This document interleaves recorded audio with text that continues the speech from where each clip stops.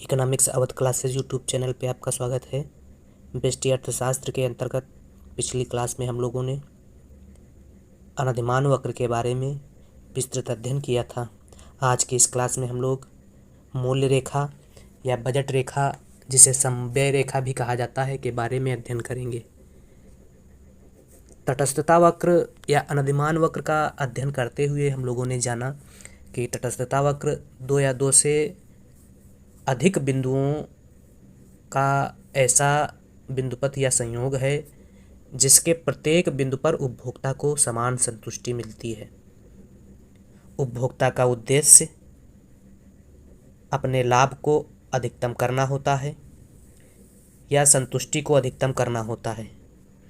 अधिकतम संतुष्टि प्राप्त करने के लिए उपभोक्ता दोनों वस्तुओं की कितनी कितनी मात्रा का प्रयोग करेगा, इसकी जानकारी हमें तटस्थता वक्र के माध्यम से नहीं होती है। इसी की माप के लिए हम कीमत रेखा का प्रयोग करते हैं, जिसे मूल्य रेखा या बजट रेखा भी कहा जाता है। तो क्या है बजट रेखा, इसके बारे में हम लोग जानते हैं।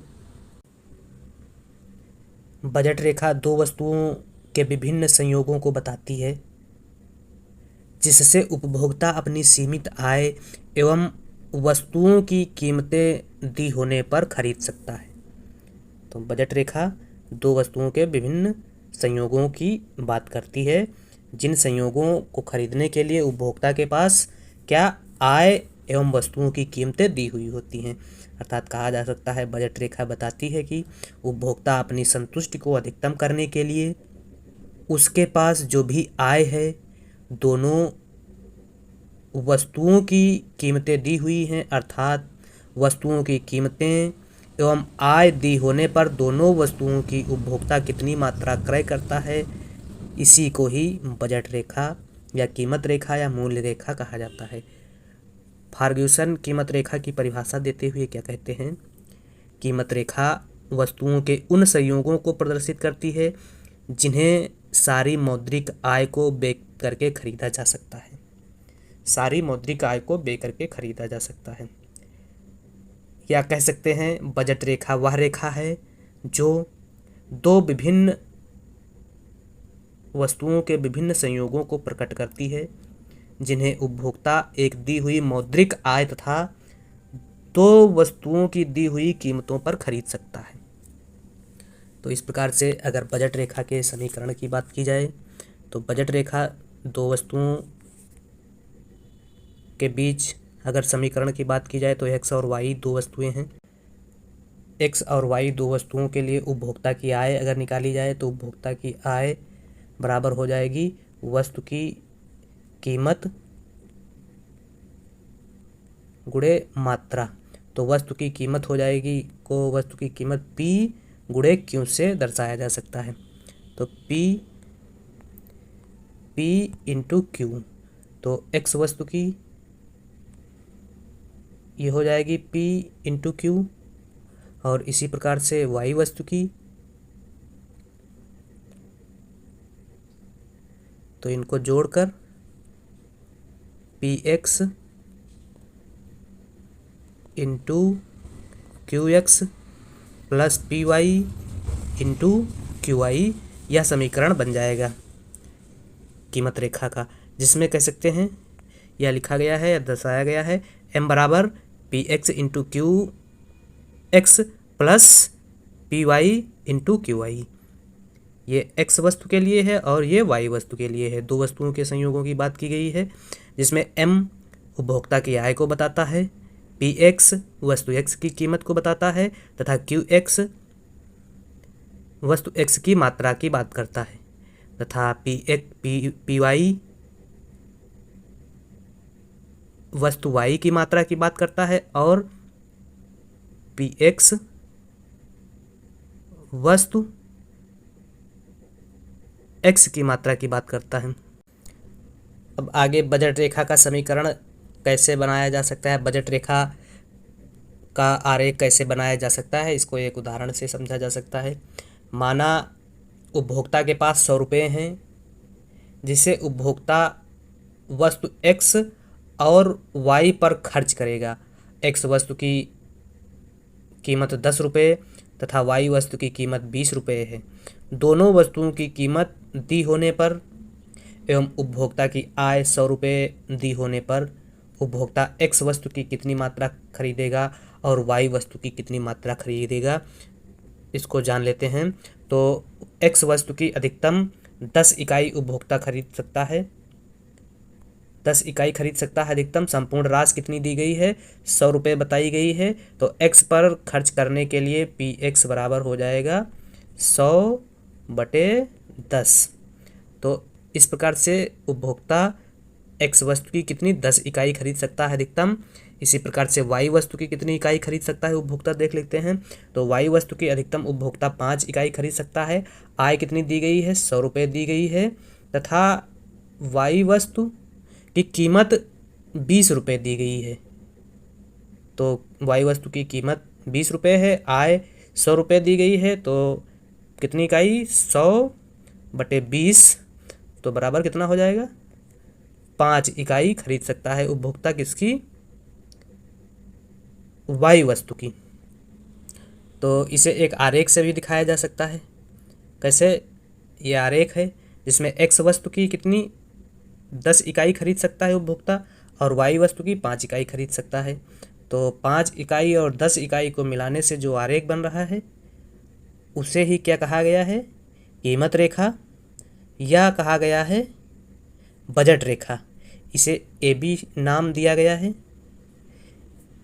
जो बताती है या प्रदर्शित करती है कि दो वस्तुओं के ऐसे विभिन्न संयोग के बारे में बताती है जिसे उपभोक्ता अपनी आय और वस्तु की कीमत दी हुई होने पर खरीद सकता है।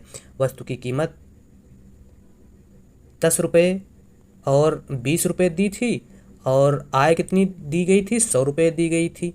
तो इस प्रकार से एक्स वस्तु की उपभोक्ता कितनी इकाई खरीद लेता है, 10 इकाई खरीद लेता है और वाई वस्तु की 5 इकाई खरीद लेता है। इन दोनों के संयोग को मिलाने से जो रेखा बन रही है इसे ही क्या कहा गया, बजट रेखा कहा गया। तो बजट रेखा क्या बताती है, स्पष्ट है कि बजट रेखा बताती है दो वस्तुओं के विभिन्न संयोग जो उपभोक्ता अपनी सीमित आय एवं वस्तु की कीमत दी हुई होने पर खरीद सकता है। आय भी दी गई है और वस्तु की कीमत दी गई है और वस्तु कितनी है, 2 वस्तुएं हैं। आगे बजट रेखा के प्राप्त एवं अप्राप्त संयोग क्या हैं, इनको जान लेते हैं। जैसे बजट रेखा में बताया गया कि उपभोक्ता के पास अगर 100 रुपये थे तो अगर उपभोक्ता अपनी संपूर्ण आय 100 रुपये ए बी पर ही खर्चा कर रहा है तो उसको 10 इकाई एक्स वस्तु की मिलती हैं और 5 इकाई किसकी, वाई वस्तु की मिलती हैं। अब क्या होगा, अगर उपभोक्ता संपूर्ण आय बजट रेखा पर ना खर्चा करके कुछ आय सी पर खर्चा करने का प्रयास करे या खर्चा करे और कुछ आय डी पर खर्चा करे, तो ऐसी स्थिति में क्या होगा, क्या उपभोक्ता ए बी रेखा के अलावा कहीं संतुलन में हो सकता है, सी पे संतुलन में हो सकता है या डी पे संतुलन में हो सकता है, या डी बिंदु पर वस्तु को खरीद सकता है कि नहीं खरीद सकता है, सी बिंदु पर वस्तु को खरीद सकता है कि नहीं खरीद सकता है। तो इसको जान लेते हैं। ये बजट रेखा है, ए बी बजट रेखा बताई गई है।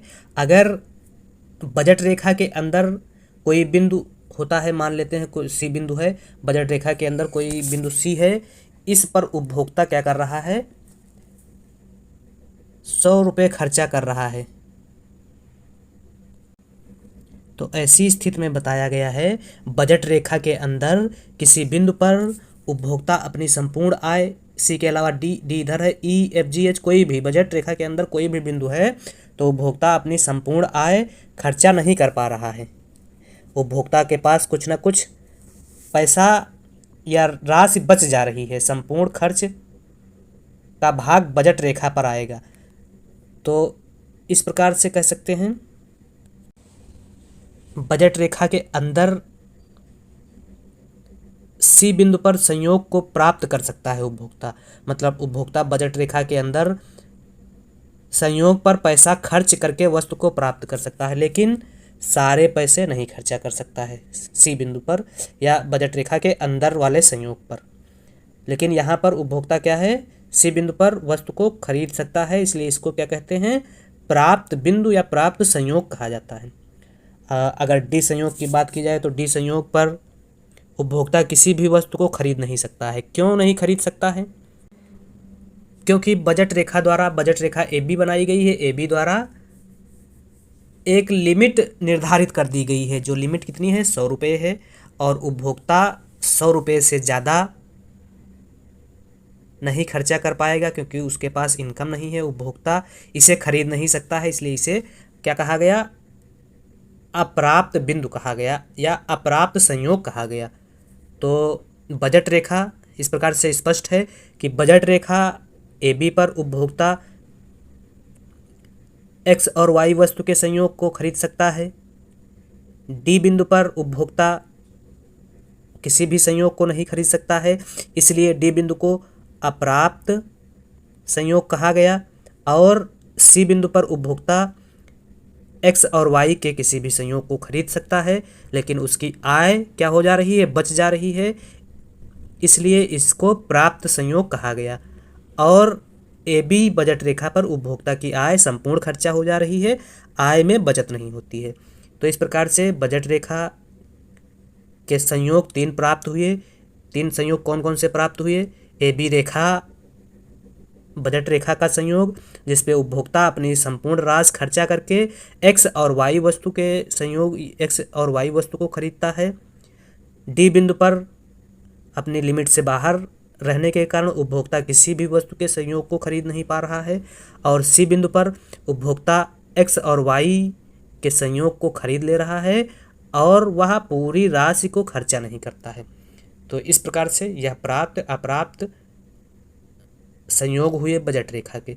अब अगर बजट रेखा के ढाल की बात की जाए तो बजट रेखा के ढाल को पी एक्स अपान पी वाई द्वारा व्यक्त किया जाता है। बजट रेखा का ढाल एक्स और वाई दोनों वस्तुओं की कीमत के अनुपात के रूप में प्रदर्शित होता है और बजट रेखा नीचे की तरफ गिरती हुई होती है, इसलिए इसका ढाल क्या होता है, ऋणात्मक होता है। तो इसके आगे लगा सकते हैं माइनस, तो कह सकते हैं बजट रेखा का ढाल माइनस पी एक्स अपान पी वाई होता है। बजट रेखा बाएं से दाएं नीचे गिरती हुई क्या होती है, ऋणात्मक ढाल की होती है, जो दी हुई आय पर उपभोक्ता एक्स और वाई वस्तु के कितने संयोग खरीद सकता है इसकी बात बताता है।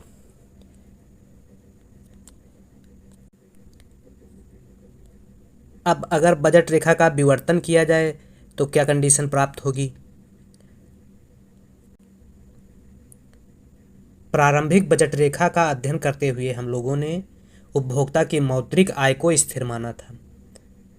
अगर उपभोक्ता की आय एवं वस्तु के मूल्य में परिवर्तन होता है तो बजट रेखा का आकार कैसा होगा, इसका अध्ययन हम लोग बजट रेखा के विवर्तन में करेंगे।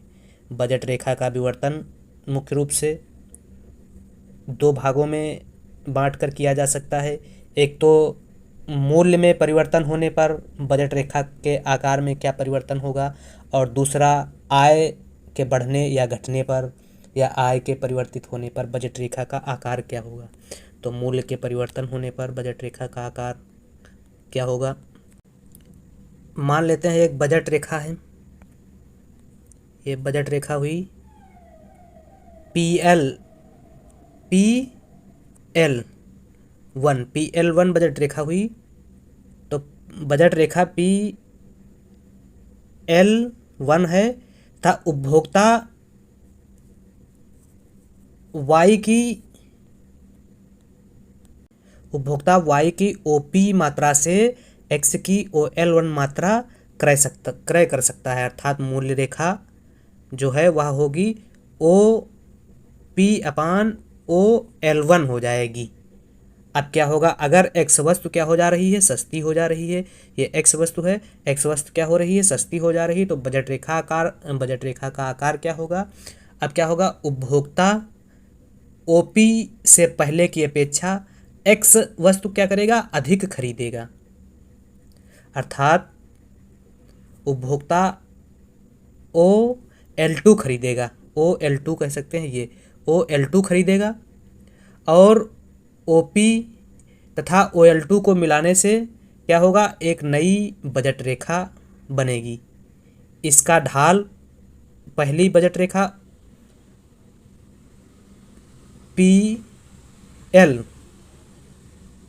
PL1 रेखा के ढाल से कम होगा। अर्थात कह सकते हैं कि जब एक्स वस्तु सस्ती होती है तो मूल्य रेखा या बजट रेखा का ढाल क्या हो जाता है, कम हो जाता है और बजट रेखा दाईं ओर खिसक जाती है। कब, एक्स वस्तु के सस्ती होने पर। अगर एक्स वस्तु क्या हो जाए, महंगी हो जाए, तो बजट रेखा का आकार क्या होगा, बजट रेखा किस तरफ विवर्तित होगी, तो एक्स वस्तु के महंगी होने पर उपभोक्ता क्या करेगा, ओपी द्वारा एक्स की कम मात्रा क्रय कर पाएगा और नई बजट रेखा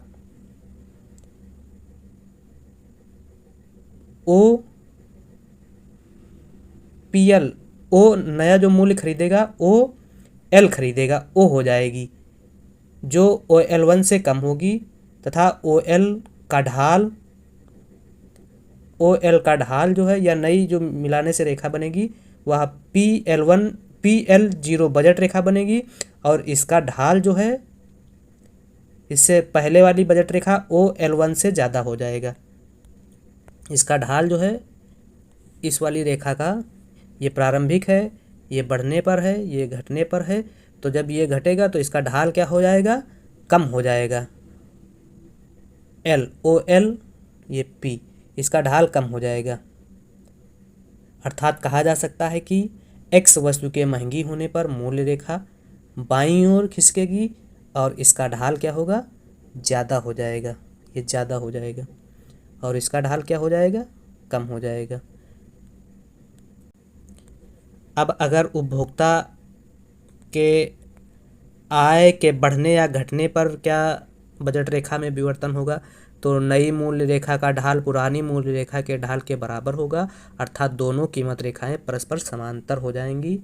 ये नई मूल्य रेखा है, ये प्रारंभिक कीमत रेखा है, तो ये नई कीमत रेखा हो जाएगी और ये नई कीमत रेखा हो जाएगी। ढाल क्या हो जाएगा, समांतर रहेगा आय के बढ़ने या घटने पर। और एक्स वस्तु के मूल्य के घटने या बढ़ने पर क्या होगा परिवर्तन, ये प्रारंभिक कीमत रेखा। अगर क्या हो रहा है, एक्स वस्तु सस्ती हो रही है तो ढाल क्या हो जाएगा, कम हो जाएगा। अर्थात एक्स वस्तु के सस्ती होने पर बजट रेखा दाईं ओर खिसक जाएगी। अगर एक्स वस्तु महंगी हो रही है तो ढाल क्या हो जाएगा, अधिक हो जाएगा और बजट रेखा बाईं ओर खिसक जाएगी। ढाल अधिक होगा और बजट रेखा बाईं ओर खिसक जाएगी। तो यह कुछ बजट रेखा के संबंध में महत्वपूर्ण जानकारी थी।